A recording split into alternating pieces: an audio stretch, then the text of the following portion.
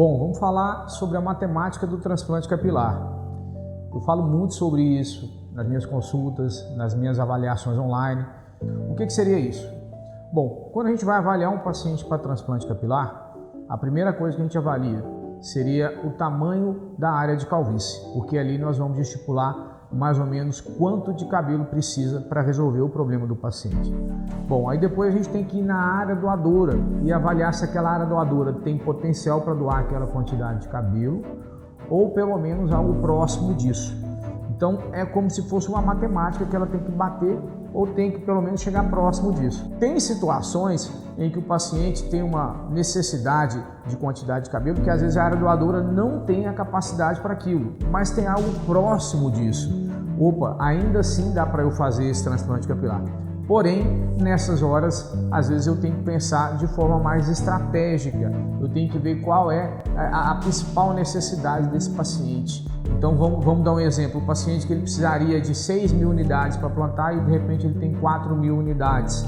O que eu vou fazer? Eu posso pegar essas 4.000 unidades e esparramar na área que necessitaria de 6.000 unidades. Só que eu terei que plantar um pouquinho mais afastado essas unidades umas das outras. Isso repercute em quê?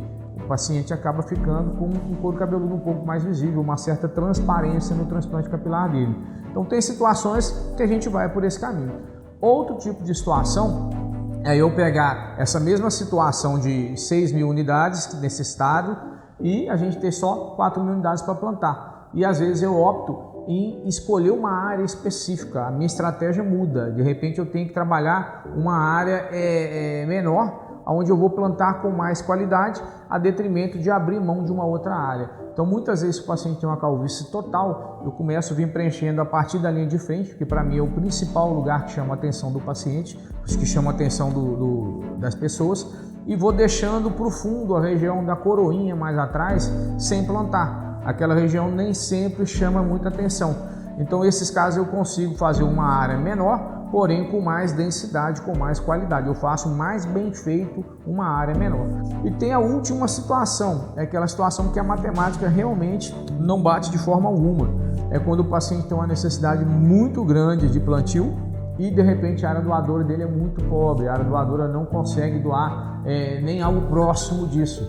Então essa é a situação que realmente não tem como fazer um transplante, mais que às vezes você avalie a possibilidade de fazer um transplante de pelos corporais, que também é possível, mas se vê que não vai ficar bom, que realmente a distância está muito grande entre o que o paciente precisa e o que pode ser doado, aí é a hora que a gente contraindica um transplante capilar. Então assim, cada caso é um caso, o paciente tem que vir em consulta, a gente tem que avaliar com bastante detalhe, bastante cautela a questão daquele paciente especificamente para bolar o melhor planejamento cirúrgico para ele.